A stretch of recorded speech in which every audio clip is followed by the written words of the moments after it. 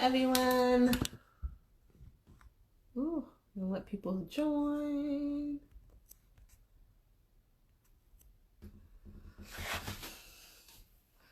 Ooh.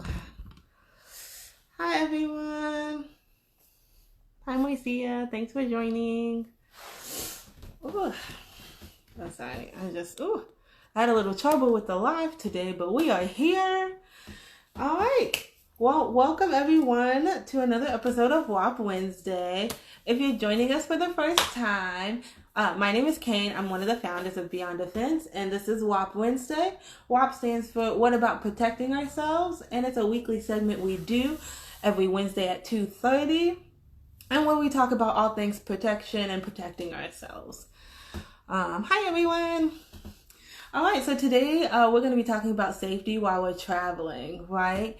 And so we're going to talk a little bit about kind of the before and the during of the travel, right? So I want to talk mostly about the before stage and how to really research, and what you need to research when you're traveling, as well as kind of how to get your kids to you in a way that makes sense.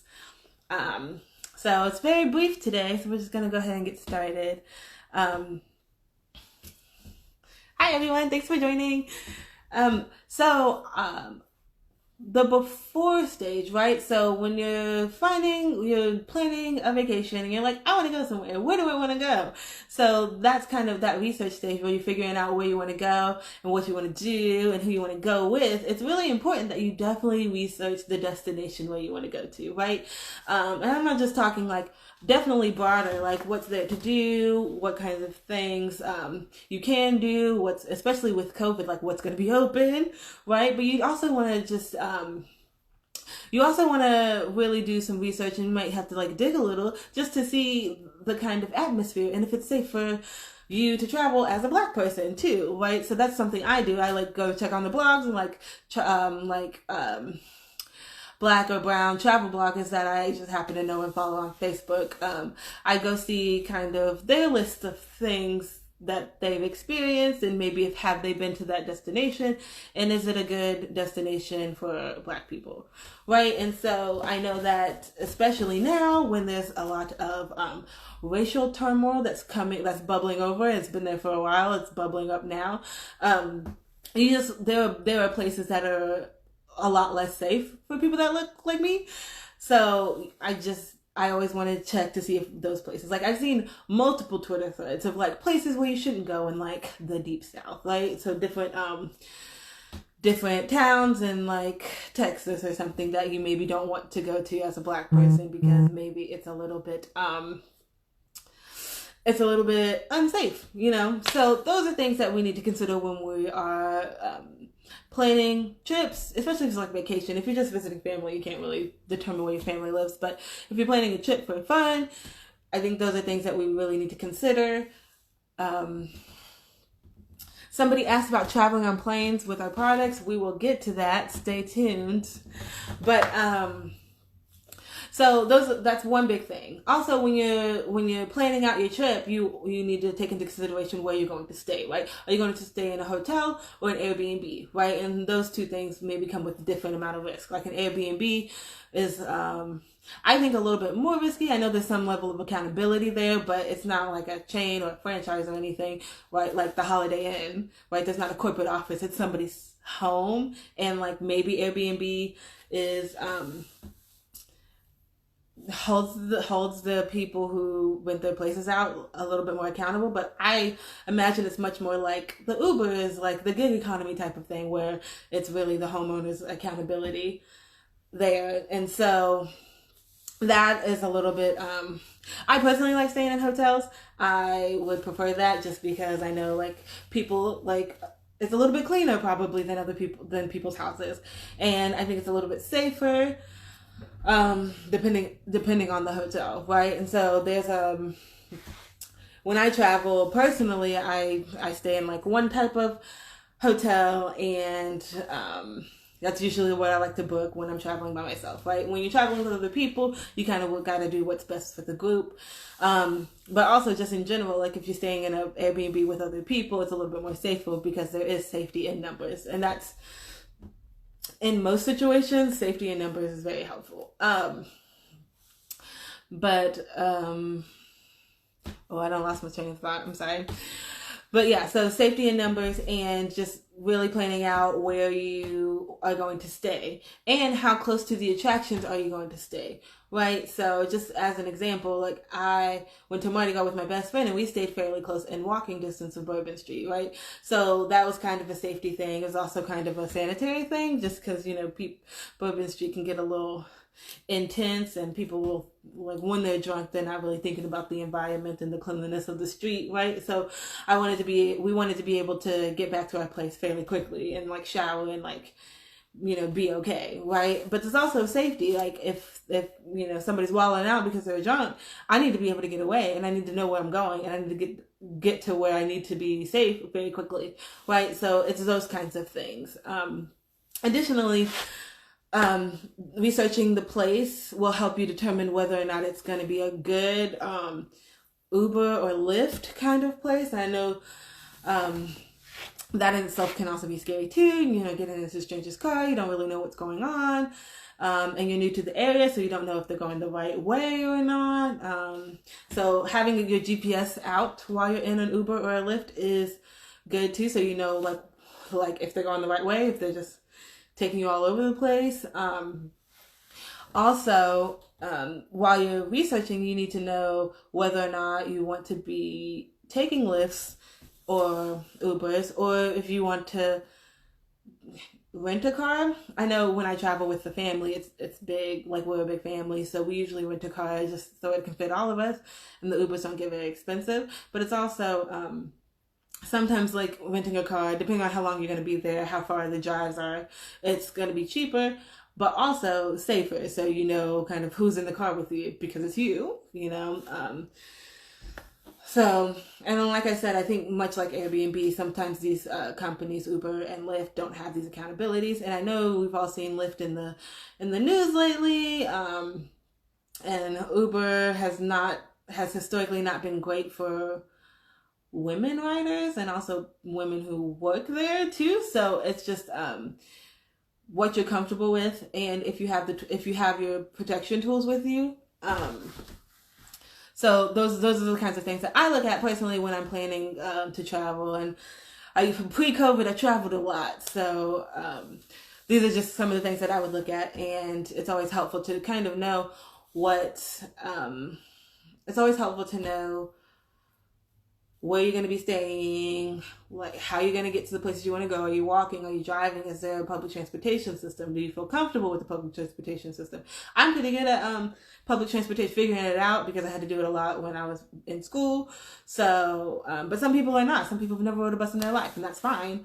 But maybe you don't want to try it on your first solo trip to France. I don't know.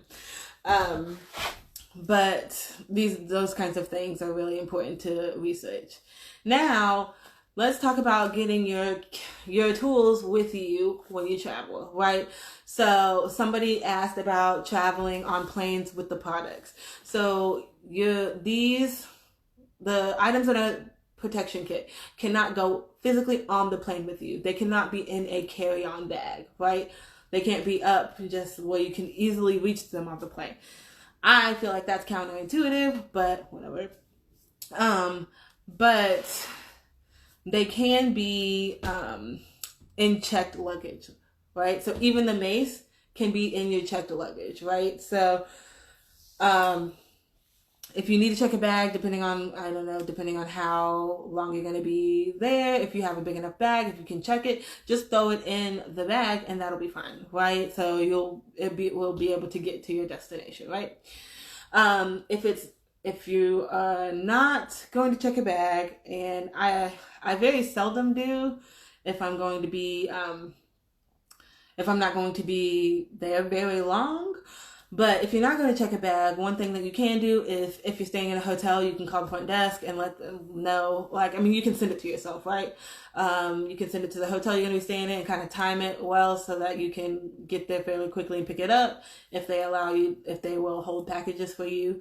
I've never tried this, but I would just presume that you would be able to reach out to the Airbnb homeowner to see if you can get the address kind of sooner, so you can send yourself a package there and it'll get there around the same time as you if you time that out pretty quickly, depending on where you're going, right? Like if it's in the US, you can, well, I was gonna say you can use the post office, but I mean, I think they're figuring some stuff out.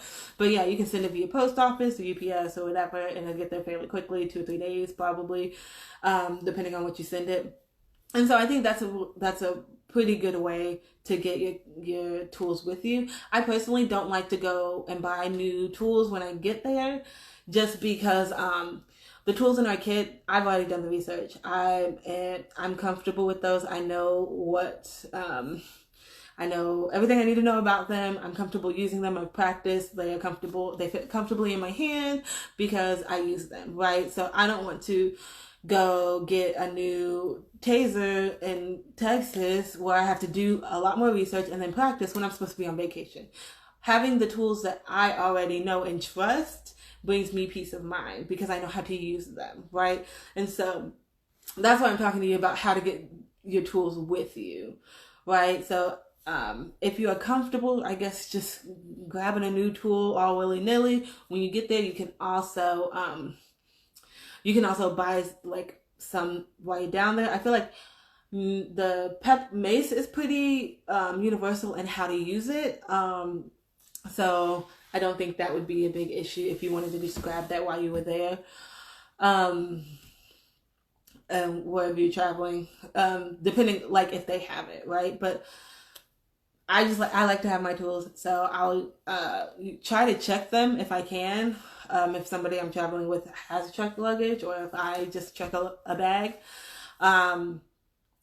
If you're driving, it's just very simple to just throw your kit in the car because there's not like government regulations about like how many ounces of whatever you can bring or any like weapons you have. So you can just throw them in your car if you're taking a road trip. I think that's the easiest way to get them. If you are flying, if you have to fly, well, I like to fly because it's easier, but especially if you're going like across the country.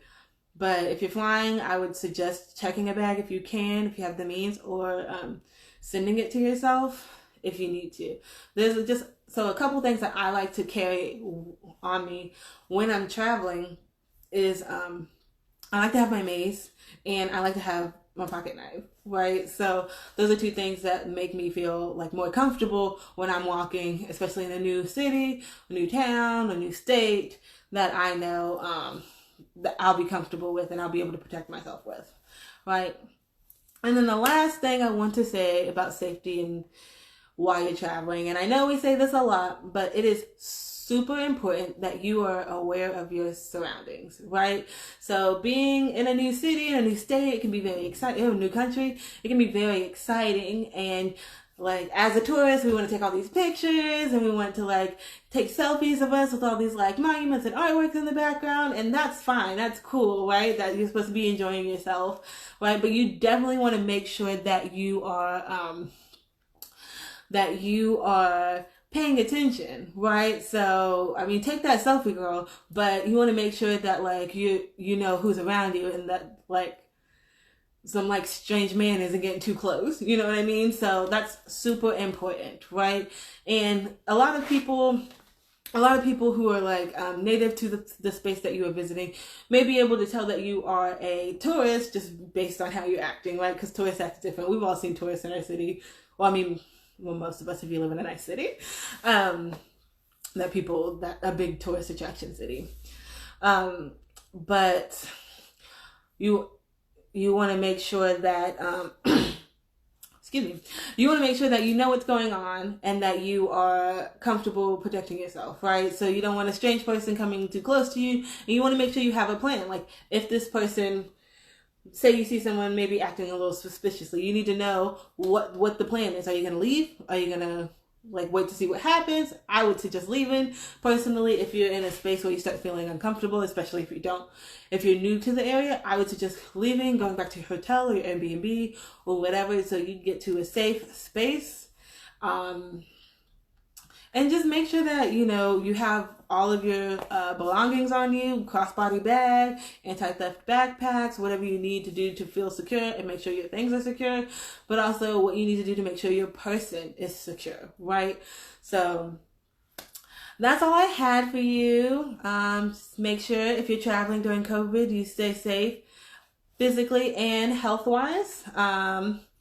So yeah, I'm gonna just do a little plug here. Wear your masks. Wear your masks. Okay. Thanks so much, y'all. Stay safe. Thanks for joining.